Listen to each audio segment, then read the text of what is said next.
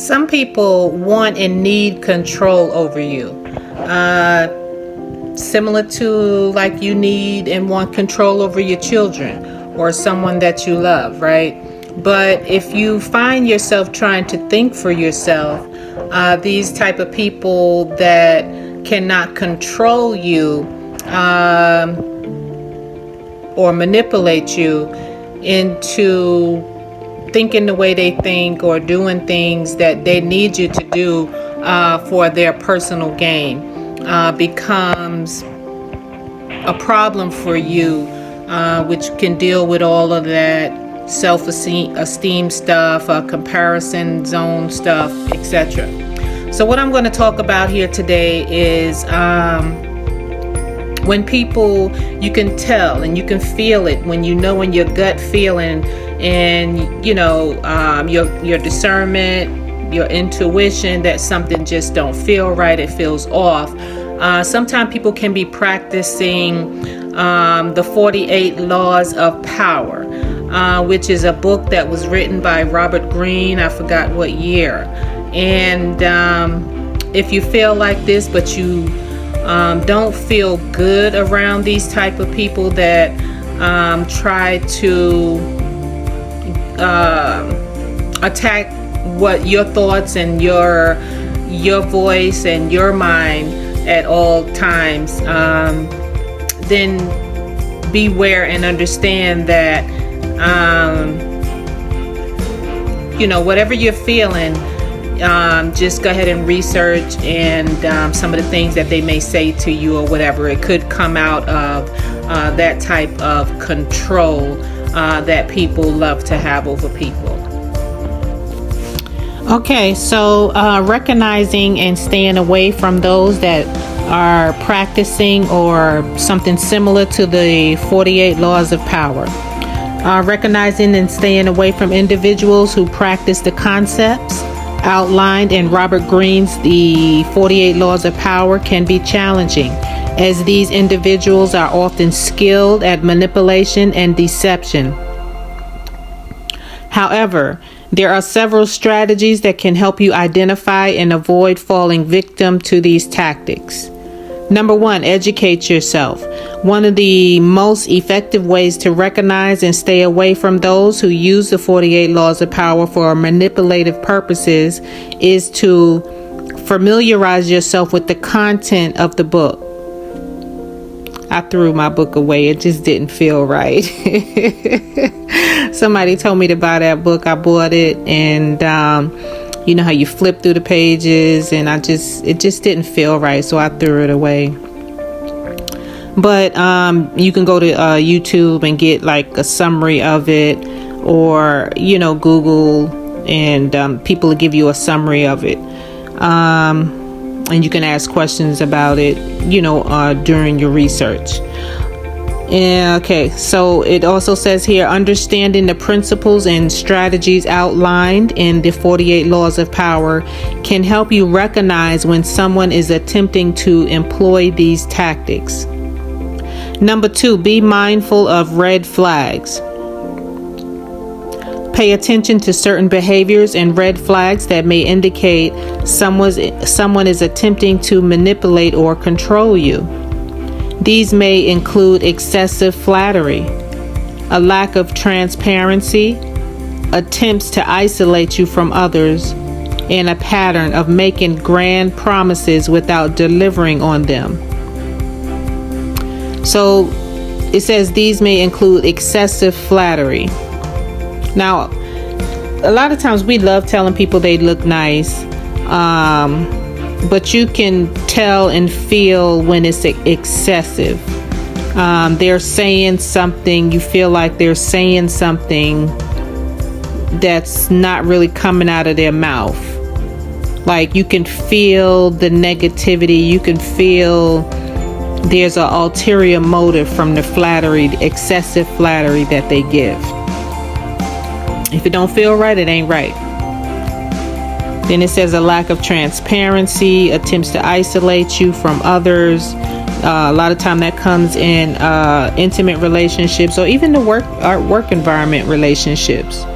And pattern of making grand promises without delivering on them. Number 3 is trust your instincts. If something feels off or too good to be true, trust your instincts. I always say that. Follow your gut feeling. People who seek to manipulate others often rely on creating a false sense of trust and security.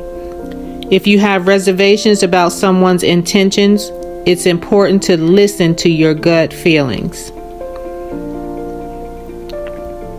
The next one here is seek authentic connections. Surround yourself with individuals who value honesty, integrity, and genuine connections. Building relationships based on mutual respect and trust can serve as a protective barrier against those who seek to manipulate others for their own gain. Now, have you ever been around somebody and you're talking to them and you have a decent conversation and you just walk away feeling so good, like you feel at peace? So the opposite of that, when you just don't feel right, those are not the people that you want to surround yourself with on a regular basis. The next one is set boundaries. Establish clear boundaries in your interactions with others. Can help protect you from being manipulated. Be assertive about your needs and limits, and be wary of individuals who attempt to push past those boundaries or disregard your autonomy. And there goes those boundaries again. But people may call you mean.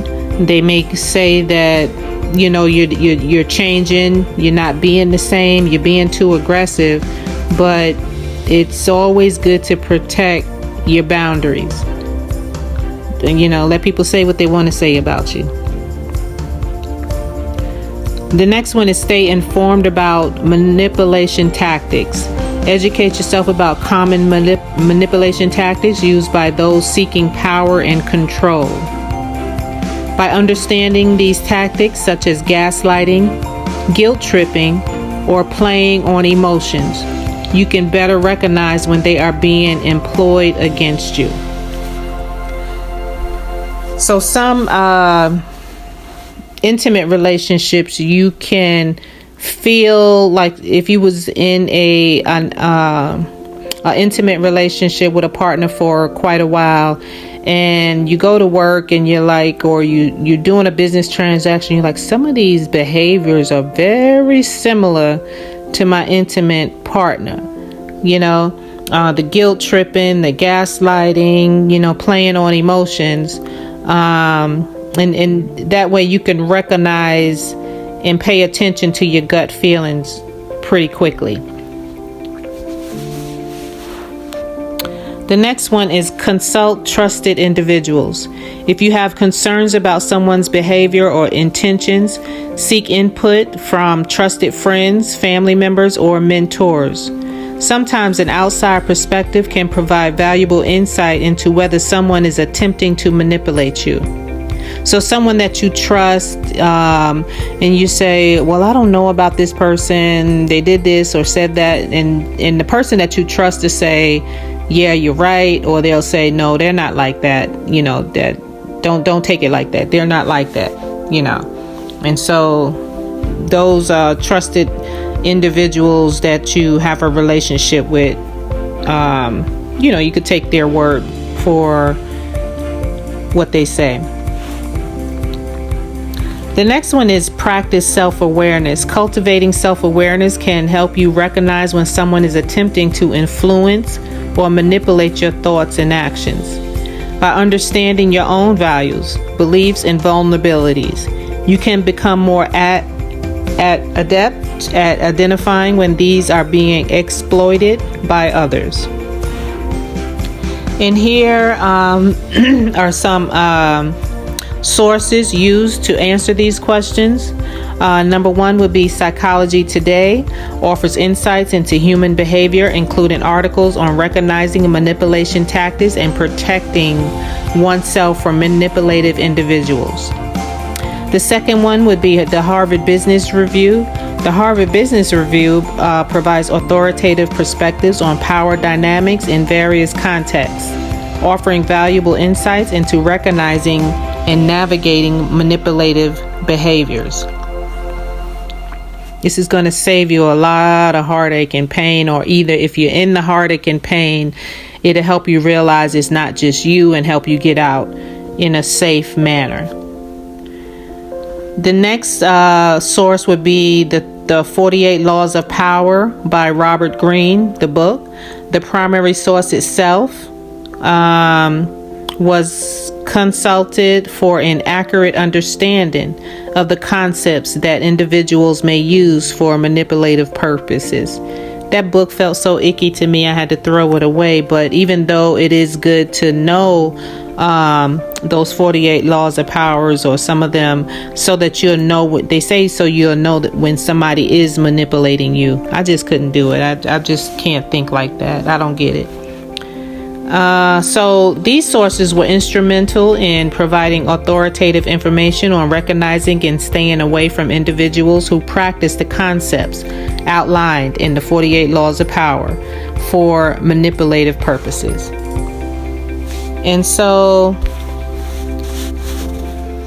to end this, I wanted to say that powerful people know how to impress others by saying less. They know that the more you say, the more likely it is that you'll end up saying something foolish.